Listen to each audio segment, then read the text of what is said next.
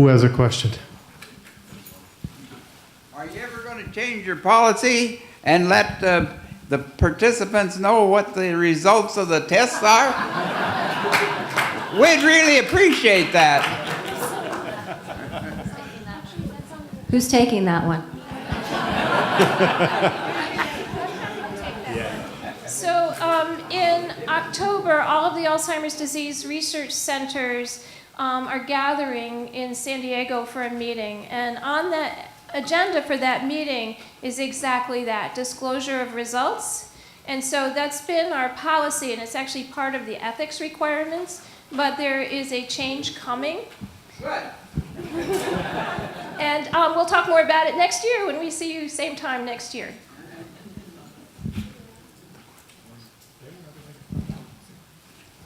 Who has a question?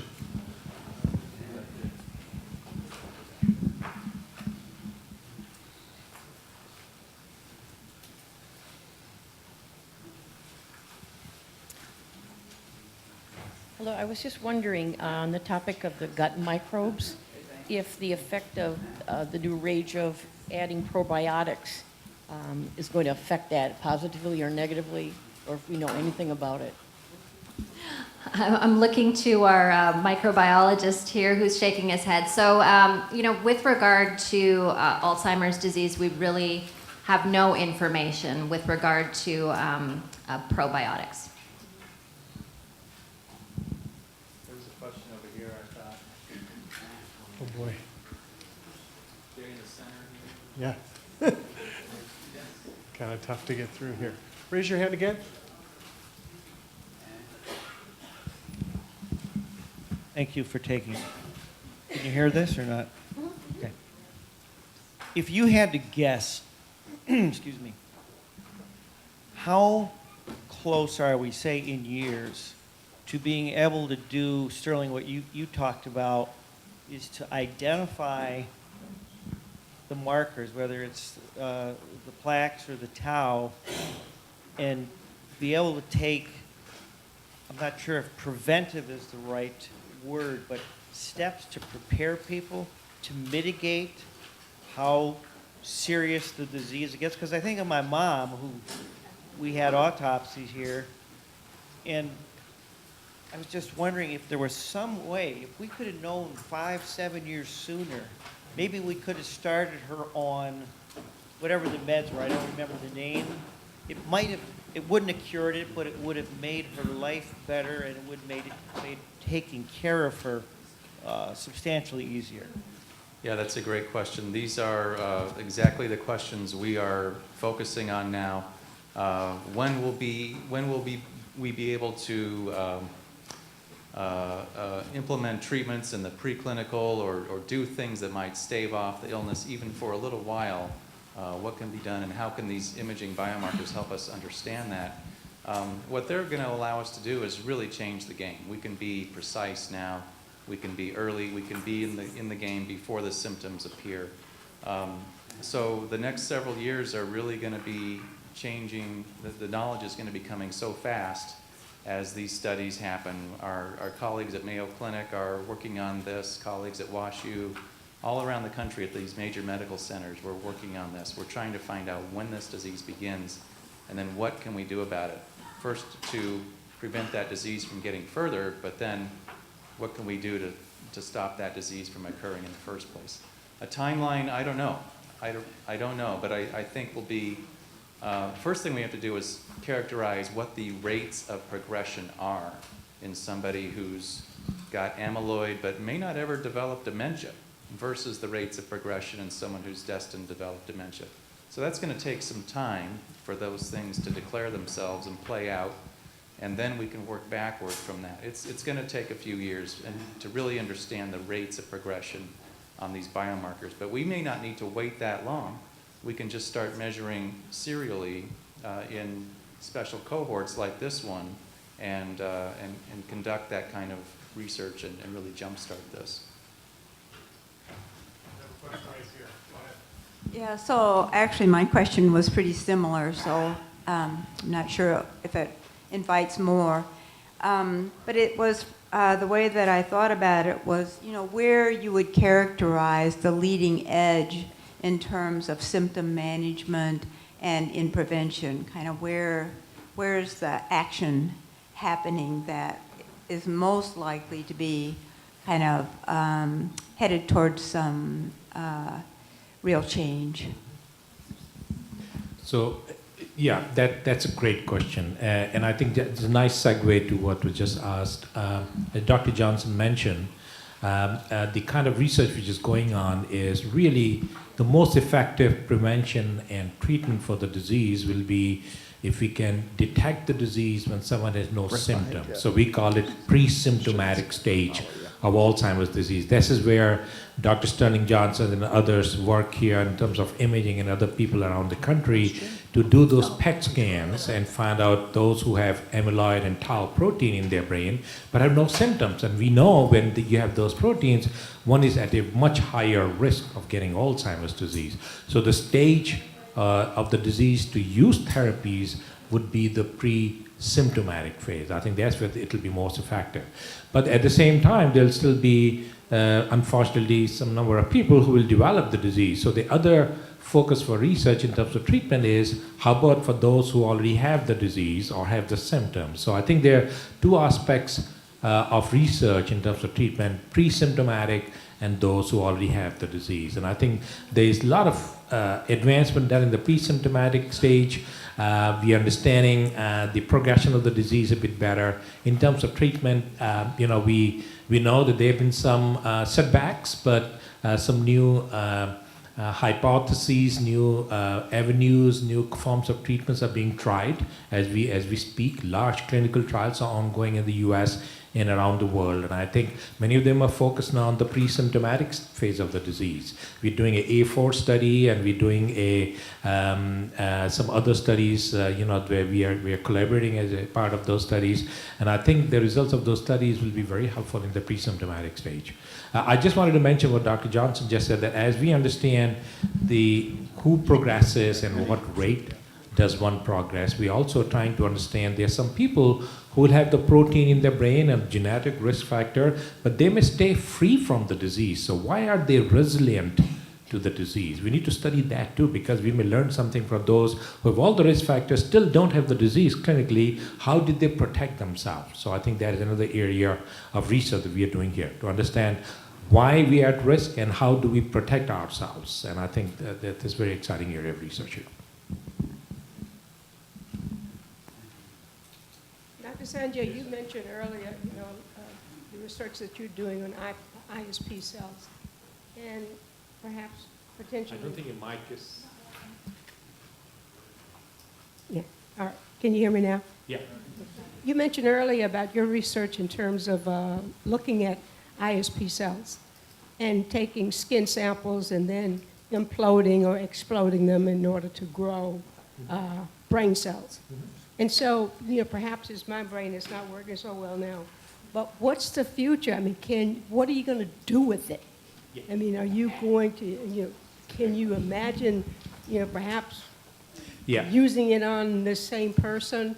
Is it going to be a medicinal product?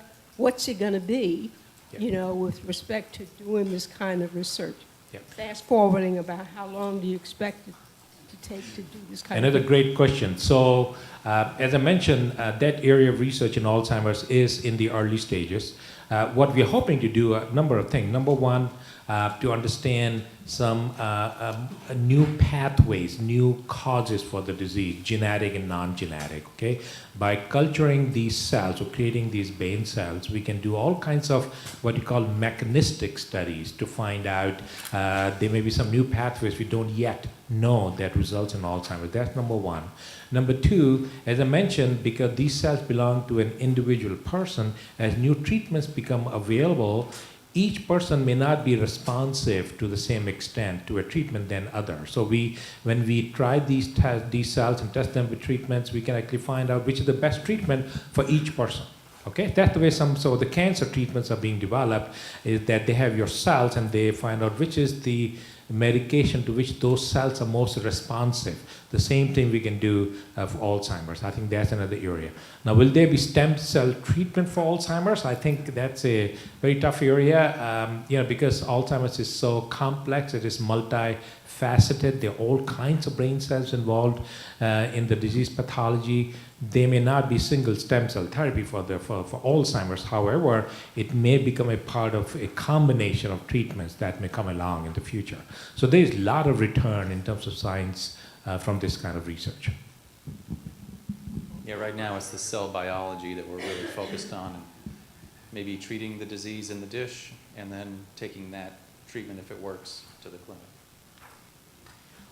Can you explain what Aricept is and how it works? And then the other one that starts with an N. My mother had Aricept, I think, for sure, but she also got it after we all knew she had dementia. We called it Alzheimer's. Can that be used earlier? Can it be given earlier when you have earlier symptoms? So we get an earlier treatment. Sure. You want to make? Well, so Aricept, is one of the 4 FDA-approved treatments for Alzheimer's disease. So Aricept, and there are other medications like Aricept, which is galantamine and Exelon. So there are 3 medications: Aricept, Exelon, and galantamine or Residine. Belong to the same group of medications. What they do, they increase the concentration of a neurotransmitter in the brain called acetylcholine. So acetylcholine is a transmitter in the brain that conveys message from one brain cell to another and plays a major role in memory. So in Alzheimer's patients, we know that the concentration of acetylcholine really goes down in the brain in very early stages of the disease. So what Aricept and Exelon and Residine do, they increase the concentration of acetylcholine in the brain, which helps with the memory symptoms. Okay? Now, unfortunately, these medications don't slow the disease progression. They don't affect the amyloid or the tau protein. What they do, they temporarily improve the symptoms. And if we start the patient on those medications, they can slow the progression of memory decline by a few years. And that's worth it. That really is, because if you don't give these medications, everyone is going to go down at a faster rate. So these medications slow the rate of progression, but they're not a cure, and they don't slow the disease pathology. They don't affect the disease pathology as such. Can they be used in pre-symptomatic phase? Probably not. They're not approved for that stage. And I think it's a different kind of medication that will be acting more on tau and amyloid proteins that we think will be most effective at the pre-symptomatic stage. The Aricept and those medications are only approved for treatment of symptoms. They don't affect the disease pathology. Does it make sense? Yeah. And I wonder, we're waiting for questions. Maybe Dr. Gleason may want to make a comment about the research that she's doing. I think it's very, very interesting, and you want to make a comment on that. So, okay, I was wondering, I read the other day that there is some correlation between your hearing loss and dementia. Are you doing any studies to that effect? Yeah, in fact, that study was based out of some work that we've done in the RAP study, which is right here in Wisconsin and part of our overall center program here. And that was that hearing loss impacted cognition, and we were careful to use hearing cognitive tests that weren't dependent on hearing. And why it's important is that when you can't hear as well, there's more social isolation and maybe diminished activities. All those things we know exacerbate symptoms of Alzheimer's disease. So we found a correlation. It's an association only at this point. It needs to be followed up with more research. But there's some studies now accruing, not only our study, but others around the country showing these kinds of associations. Thanks for your question. So I'm Carrie Gleason, for those of you who don't know me. And I am lucky enough to be involved in the work of recruitment for our underrepresented groups, so African Americans and Native Americans.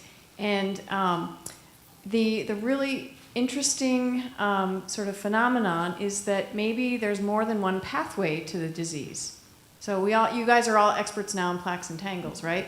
Plaques, think amyloid. Tangles, think tau. So we heard a lot about amyloid and tau. There was a study that was presented in London that showed that there's differences in that cerebral spinal fluid between blacks and whites. That African Americans seem to have higher levels of tau. And what does that mean? Is that they will get there's a chance that African Americans will get the disease, but maybe there's a different pathway. Can you see why it's so incredibly important that we have an inclusive center?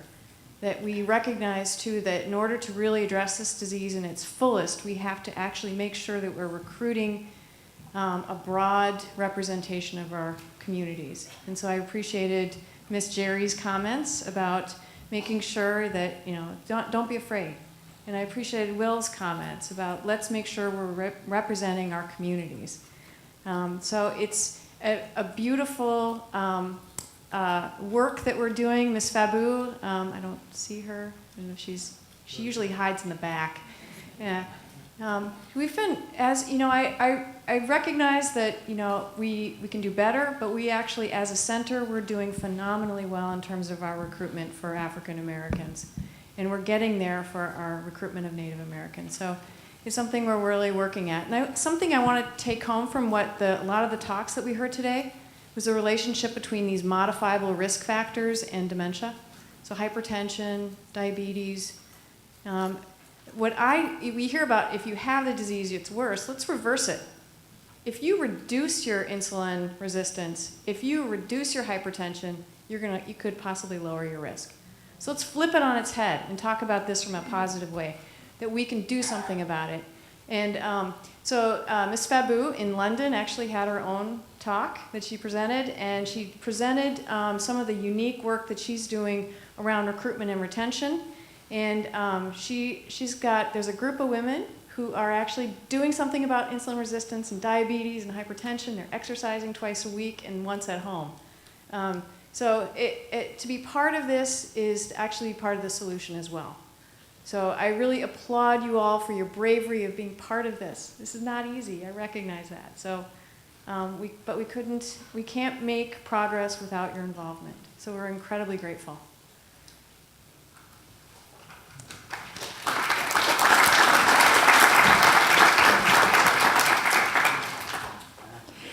After hearing about the value of PET scans as a diagnostic tool, I was wondering if study participants in the future will be asked to have a PET scan in addition to MRIs and collection of cerebral spinal fluid, and if so, when that might happen? We'd like to do that right now. The limiting thing is funding. Each of those experimental PET scans costs $2,500, and so just to do one person one time on an amyloid and a tau scan, we're looking at close to $5,000. They're very expensive, and we've asked NIH to fund us, and they're considering our request. Maybe we don't know what the answer will be, but hopefully we'll know soon and be able to start this in a bigger way very soon. We are doing some early studies now, some preliminary studies, and we hope to really expand that program of research. But it's one of the pieces of our program that takes the most dollars. And absolutely, and also, while waiting for NIH to give us funds, we are also embarking on a huge fundraising program to collect funds, to raise funds, so that we can do PET scans on patients in the ADRC and other studies that are ongoing. And I think those scans are really the breakthroughs, and they are the ones that will give us a lot of information, especially in the pre-symptomatic phase. So another major role of the initiative to end Alzheimer's I mentioned to you is to fundraise for scanning and many other things. But I think the brain scan, the PET scans are the top priority, that as we raise funds, we will start to put those funds into doing more PET scans on people who are in the ADRC. Question here. Okay, I have a memory test. Remember these backwards. First is the important one. Who do we contact to set up funding models, like corporate funding or like PBS estate planning? The second one is relationship between telomeres and AD and dementia. The next one is diabetes medications like metformin in the studies. Since I Googled accidentally NHI instead of NIH, and got the Taiwanese studies, got millions of people. Then also protein pump inhibitors are in the big news about dementia and Alzheimer's. Now let's see if you can recall all.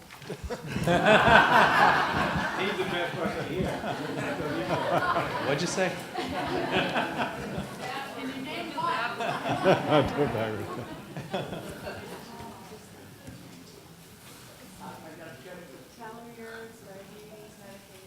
Do you want to do the diabetes one?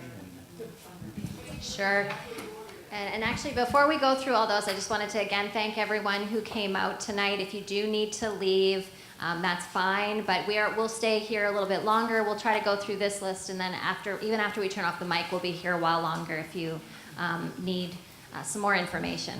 So I'll start by maybe addressing your question about diabetes. And we do know that that's a risk factor for Alzheimer's disease, and there's been a number of studies actually testing whether certain diabetes medications could be protective against Alzheimer's disease. There is a study on metformin. We don't actually have the results from that yet, but there's one in Alzheimer's dementia, and then there's actually another one that's interested in testing whether metformin could be more beneficial just in aging period. But we don't have the results of those studies yet. And with regard to your first question about funding models, Dory Siddharth in the back is the one who can help us with that. Can you raise your hand? All right, we'll connect you two afterward. You had a question about proton pump inhibitors like Prilosec and stuff like that. Is there a...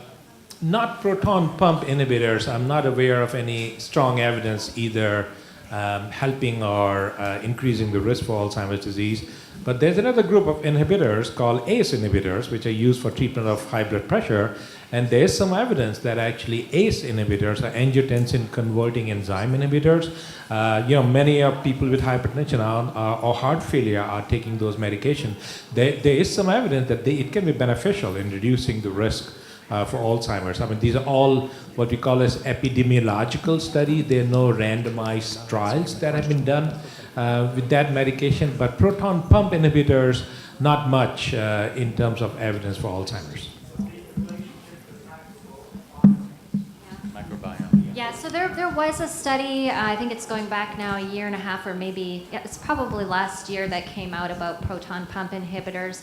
And as Dr. Stana mentioned, with the larger epidemiological studies, we don't know, could there be other factors involved? And it's sort of this one study, so that will need to be replicated. But I agree, it's a super interesting area. Make sure you hit the tables as well if you're interested in any of these studies. Other questions? Yes? How do you get into clinical studies? Medication? How do you get into clinical trials type studies with medications? I mean, if now you're saying you really would like to see what the results of the PET tau and the amyloid, but before you really didn't have the tau. So what about clinical studies? Clinical studies, they're all going to be using amyloid and tau imaging or CSF as entry criteria for most of those studies. And we have a number of studies ongoing here. Do you want to say? Yes. We have a whole series of studies running. Our A4 trial, for example, which is an Alzheimer's prevention trial for people who are amyloid positive. So just call our center. The number is in your bag, and Kelly, our recruitment person, can explain to you all of the trials. We have prevention trials for exercise. Exercise has been shown to be very effective in terms of Alzheimer's prevention. Appears to be. We have Dr. Okonkwo's studies running now for people with mild cognitive impairment, but we have exercise trials running. The lipid study, so the real study, we have a lot going on. So if you could just, in the bag, there'll be contact information for the ADRC, how to contact, either through website or through telephone or email. And we can give you all kinds, there are multiple treatment trials that are ongoing in terms of Alzheimer's. So you can be part of it, number of them.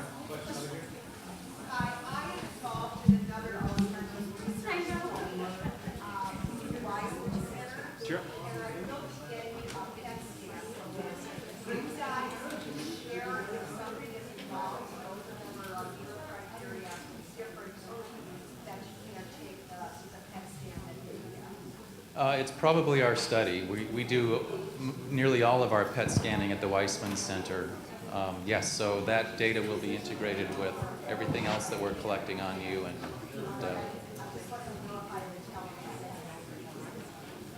thank you.